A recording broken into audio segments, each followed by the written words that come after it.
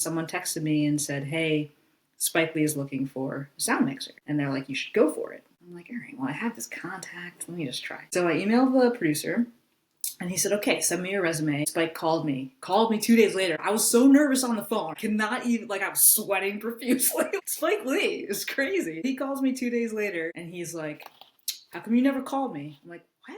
And he's like, you've been working in sound for how long? You never called me? I'm like, I don't know. I don't know. Can you just do that?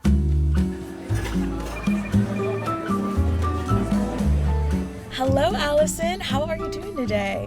Good, thank you. Good. I am really excited to talk about the world of sound mixing. How did you fall into the world of production and sound mixing? That's it. I sort of fell into it. Like I never set out with the intention to be a production sound mixer. I went to film school to be a director, a writer-director, as like 90% of my fellow classmates did. But there were so many of us. I directed a short film in school, hated it. I don't really enjoy. Okay, that's a bad way to say it. I was going to say I don't really enjoy talking to actors, but that's not true. I just have trouble. I had trouble conveying what I wanted actors to do without saying, do this like that. So I sort of was struggling for a little bit and figuring out what I wanted to do in the world of film because I knew I wanted to stay in film. And I did picture editing, which I loved, but my school was set up where you had to do something on set. So they said, just do sound. No one else wants to do it. You could focus on editing, but that'll be your on-set craft. So that's what I did. And I did that for 3 years and did sound on tons of student projects. And then I moved back to New York where I grew up and did both editing and sound and just got more paid sound jobs. So I sort of just followed that path. Do you do any editing now? Is that still something you're interested in? Not at all. No. I think once editing switched to computer, I didn't want to sit in front of a computer for hours on end. Because in school we learned on film first, so we were like cutting on film and like hanging up the pieces of strip, and I loved that. And then when I started learning on the Avid, I'm like, this is boring.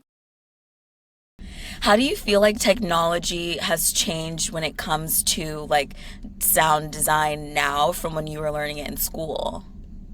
Um, well, I mean, just in terms of onset recording, it's like the technology is the same in a way that there's a microphone capturing dialogue and it's being transmitted to a recorder. Like that's the basic principle. But what has shifted in school, we learned on a reel to reel. So it was like quarter-inch tape. That was like analog, capturing the audio, and now everything's digital. And even wireless is now shifting to a digital world where it's not being sent over radio frequencies, it's being sent over a digital network. Are you on set currently whenever you're doing your job? Yes, so I am an on-set production mixer. Wow. I'm in charge of capturing all dialogue on set. I don't really do much in the world of post-production. Like I'll try to capture effects that are unique. For example, we're shooting a film that one scene took place in a bird sanctuary in the Caribbean, and that's kind of hard to recreate in a sound studio pulling library tracks. So I captured like 5 minutes of just wild bird sounds in this sanctuary to give them a base to work from, but it's mainly dialogue focus. Wow. So are you doing, after someone films a scene and then everyone has to be quiet and then you get like the onset sounds, that's like what you work with? Are people like there whenever you capture like the room sound? Do you know what I'm trying to Like say? room tone. Yeah. Yeah, yeah, so people are there. We need them to be. So the sound of a space changes when there's people in it versus when there's not people in it. When there's lighting set up, when there's no lighting. So when we record room tone, we're recording the sound of the space as it was while we shot the scene. So we usually let the actors go, but then all the crew who was in there, they stay, try to be as quiet as possible. Very hard. Everyone shifts their weight. You hear clothing rustle and stuff. All the lights stay on just to record the space how it was while we're shooting the scene. What's the biggest misconception that directors or producers or clients have about what you do? Oh, that's a really good question.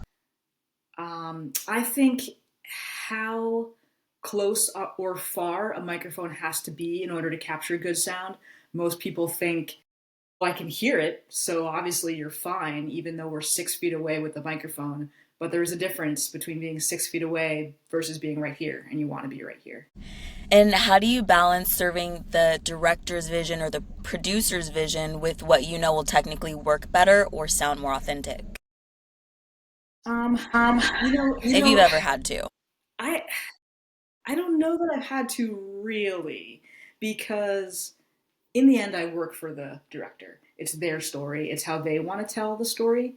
Um, there are times where, so our biggest hurdle with multi-camera shoots is doing a supremely wide shot while simultaneously doing a close-up. Where the close-up you can get the boom in right there, and the wide shot you can't really. So I will fight for that. I will say, look, your audio, actors are wired these days, so like your audio will sound like a wide shot even in a close-up. And I try to explain what that means a little bit. Some directors are like, "Oh, that's fine, I don't care," or "We're going to cover it from other angles, and this shot won't play for that." But that, I guess, is the not a conflict because it never is. It's whatever the director wants. I just have to say, "Hey, you might be better off if you do this." But the biggest sort of like struggle on my end of things, trying to meet them where they want to be, how they want to shoot it, versus what sounds best for the audio. What's a sound that most people would never consciously notice, but if you got it wrong, it would completely change the illusion of what they're watching? Really good question. And it might be different for every person, but I think for me, it's footsteps. Uh, Most times you don't notice footsteps unless there's this great movie. I wouldn't say, okay, there's this movie I enjoy that plays a lot with sound. It's called Brick. And there's this scene where the main character is running and you just hear his footsteps on whatever surface he's on. And I think it's great. But most times people don't notice footsteps. But I think if it's mismatched or shouldn't sound as it should, like if someone's walking on cement and you hear grass or gravel, I think that would really take people out of the moment. They might not know what's wrong exactly, but they would know that something is wrong. Has your relationship with silence evolved throughout your career? Yeah, I love How's silence. you do? I do. I mean, okay, so at work, I've got the headphones on and I'm listening so intently to any extraneous sound that is on set, whether it's people whispering. That's our biggest problem is like people whispering when we're rolling, or background actors whispering, not quite pantomiming, not realizing how sensitive the microphones are. So I'm intently listening. So when I'm not working, I drive home in silence. I like quiet spaces. I like nature where all I hear is like one bird. Like it's really, I have really come to appreciate silence because it's so hard to actually experience while I work. Gosh, well, I don't do anything like that, but I do a lot of editing. I feel like I'm always wearing headphones, so like I don't listen to music anymore. Like I live in New York, so I like go on long walks and I don't listen to anything. Or like in my room, like I will literally just stare at the wall sometimes or out of the window. I feel like I understand what you mean there. Is there anyone in your field that you're looking up to right now? These questions are all really great. Um, is it bad to say no? Like there's a lot of like so when I was younger, it was Chris Newman who died recently and had retired a while ago, but he was someone whose work I really appreciated.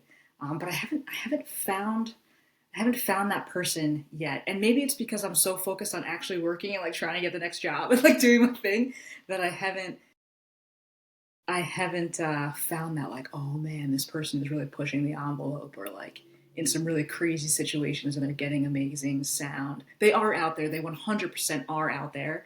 I just haven't taken the time to find them, which is horrible. That sounds horrible.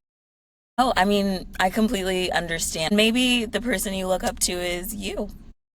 Yeah, I like that. That's really nice. Yeah. Sometimes it's like you in 5 years. You're like, that's the person I'm like chasing. At least that's how I view my own self.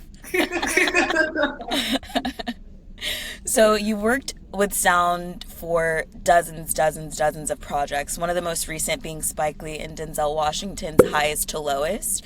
What was the process for getting that job? And then what did you feel when you got the call that the job was yours? The process was actually really quite intensive. So I had done. 3 days on a New York unit of a movie in December.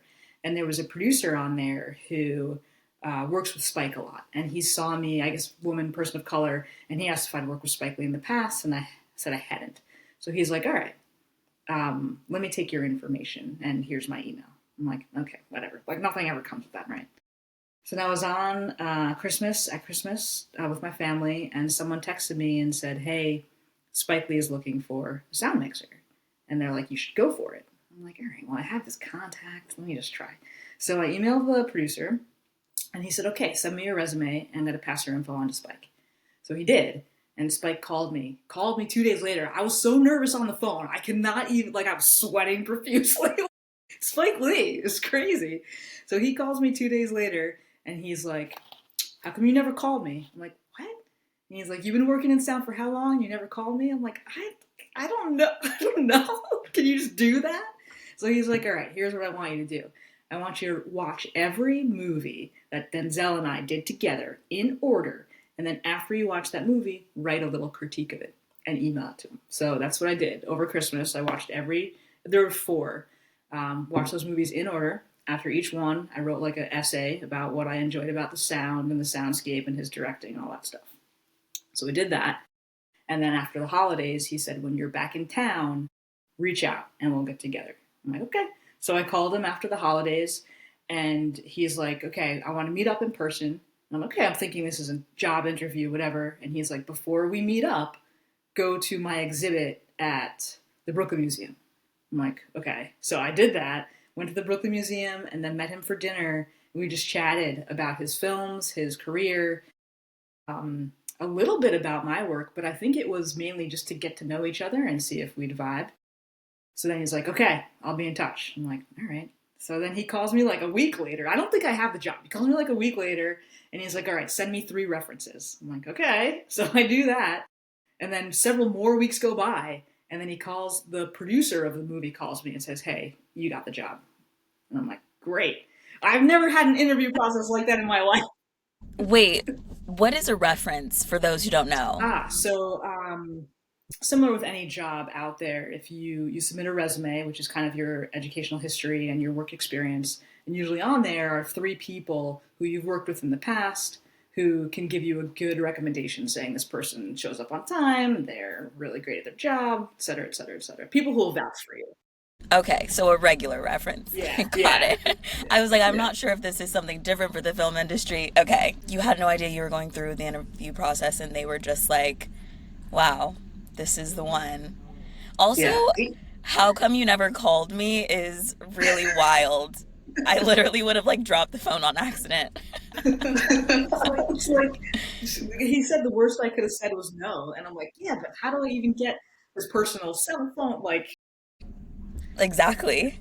yeah, yeah. So I just watched Highest to Lowest, and I watched it listening to the sound like more than I ever have before in a movie. And I'm interested to know, what part of the film did you have to sit with the longest before you felt like this is right? Or what was the part of the film that you were like, like this is like, we have to get this better? Um, I think so. The stuff that came easily, actually, believe it or not, was the musical performances. Because so much planning goes into that beforehand. Like, how are we actually going to record this? Although the woman at the beginning who sings she has the guitar and she's just singing as a sort of like audition in the lobby for Denzel's character. We did a rehearsal. We had a microphone on her. We were able to hide it in her headband, and then we had the boom over her. And I'm like, all I hear is singing. I don't hear the guitar at all. And I'm like, we need to put a microphone in the guitar. So like right before we went for the take, we like threw a microphone in the guitar to capture nothing but instrumental. So I was really happy with that one. That came together really well. No, Um, that was beautiful. Also, so the very last scene, she was mm, singing and there was an actual pianist too. That was live? yes, that was live as well. So I brought in someone to help with that because they wanted to record the live version, but also be able to play it back if she got tired or they found a version they loved. So we ended up putting 2 mics inside the piano, and then we put a mic on her as well. And then we had a stereo mic in the room, and then normal boom operators over the characters for the dialogue. And everyone was wired, of course. But I think I was very happy with that one as well. It turned out really nice. That was beautiful. And ASAP Rocky in the studio, was that an actual performance? No, that was a pre-record. Okay. Yeah. Yeah, I felt like that would probably be a little bit more difficult, especially because in a studio you do record. I'm trying to think actually.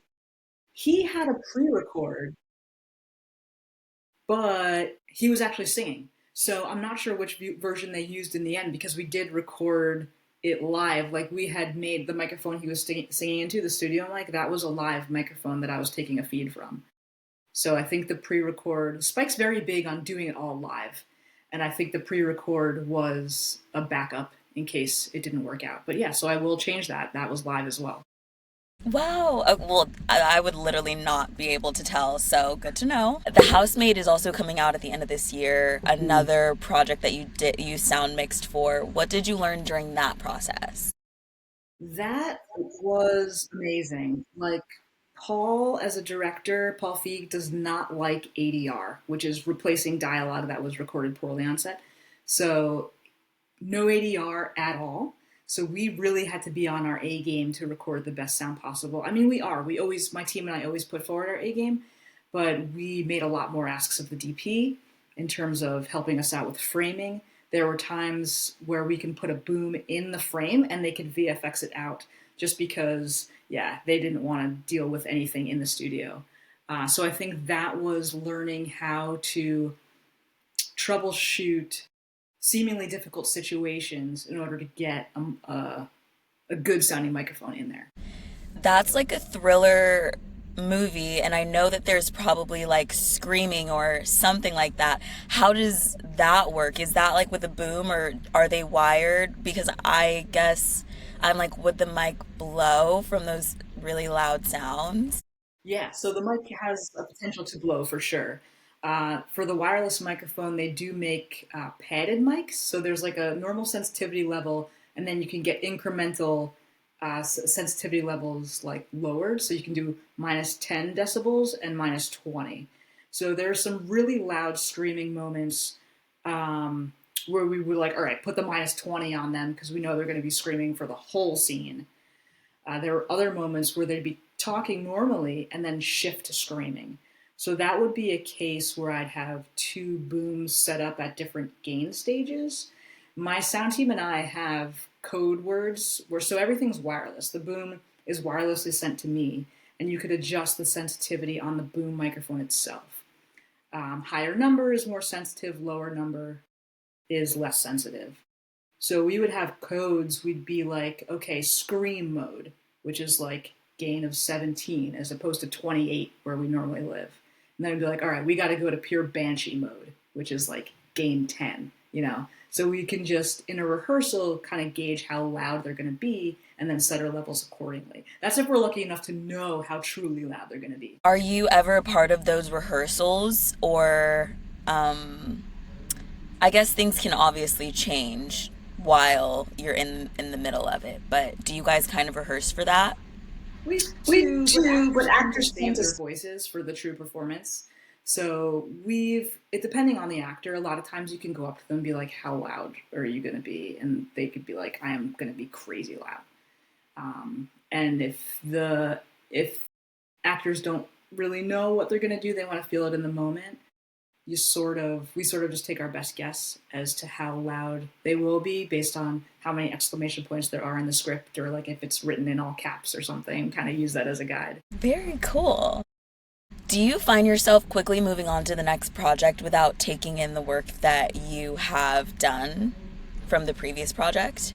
You know, I used to. I think when I was younger and I first started, it was like I'm still hungry for work now, don't get me wrong, but I've kind of figured out my work life balance, like what I can do and what I can't.